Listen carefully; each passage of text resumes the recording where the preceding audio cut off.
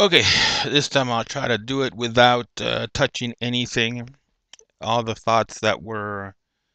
Okay, so my name is Jesse Ledesma. I'm in El Paso, Texas. It is May 18th, approximately 1:43 p.m. in the afternoon.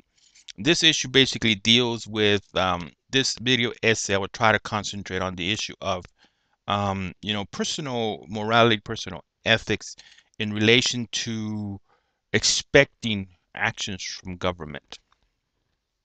And I will try to stop rocking myself back and forth. And I will not touch anything because if I touch the keyboard, apparently it stops the recording. Let me see here. So first off, what I had said before is the big picture to me is the success of the United States of America. If you were going to appoint me as director of some program where my job is to get build a system where people are motivated to maintain it. Um, there are certain things that I'm going to do, and freedom and liberty and rewards to the person or persons who succeed most, who accomplish the most, who have proven themselves to be performers, is going to be part of that system. What we have in the United States of America is just that. It's a system where we want the individual, the private individual, to contribute to the maintenance of the system. Here I go, touching the keyboard again. Um, Now, how do you get individuals motivated to want to perform? Well, the basic reality is there has to be some kind of a payoff. There has to be a reason why the person is engaging and participating in the system. Now, the liberals appear to want to follow you know, the idea that if you directly feed the individual will want to participate in the system. Okay.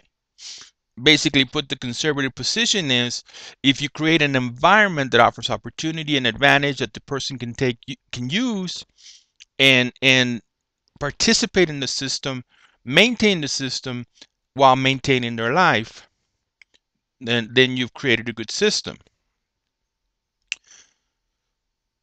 What you have with the liberal system, which has been tried, if you've heard of the Hitler Socialist Party, you would know it's been tried. The problem is that you're subtracting human motivation right out of the equation. There's no reason for a person who knows that there's going to be food in the refrigerator no matter what to be motivated to work.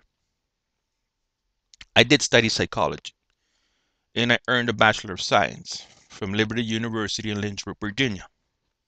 Um, I've posted over 500 articles on many different subjects on the internet. So I've studied this and I thought about it. People, we humans, individuals, given the opportunity, can and will be lazy. That's the reality.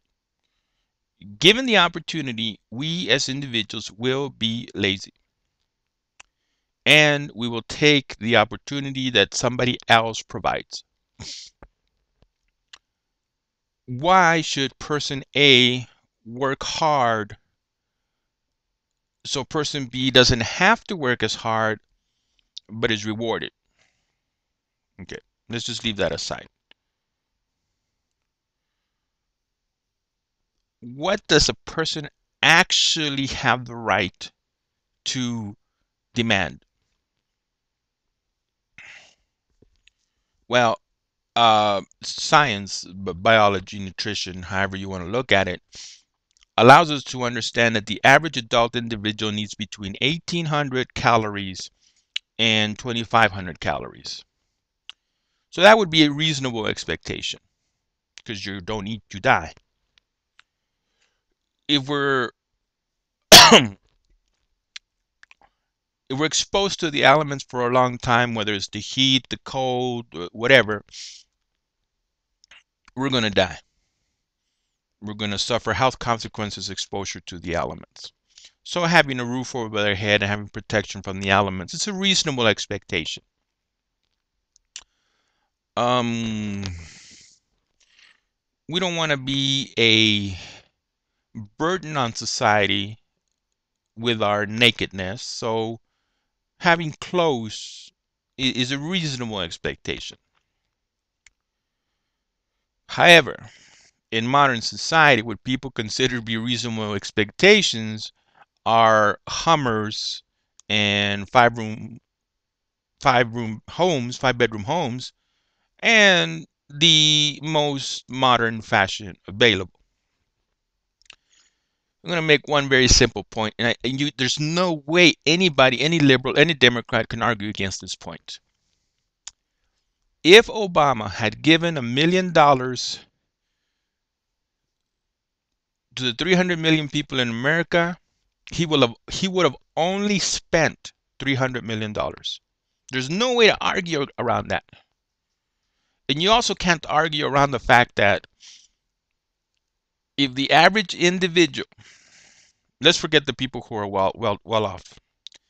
If the average individual struggling with their mortgage, with their employment, with their debt situation, received $1 million, most people would be able to settle their challenges in life. I think that's a reasonable argument. But Obama, in economic stimulus package, trying to save the quote unquote economy, has spent over $1.5 trillion. Look them up. Look up the numbers on the Al Gore internet. And that's significant because General Motors, Chrysler, all the auto manufacturers in America could have gone belly up, and it would not have mattered if every individual was guaranteed $1 million to handle their life challenges with. You would have spent a third of $1 billion in comparison to 800 billion once and 700 billion the second time.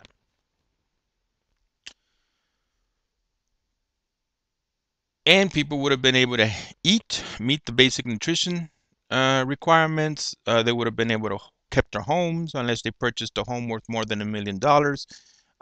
They would have paid off their debt and been able to have a tire.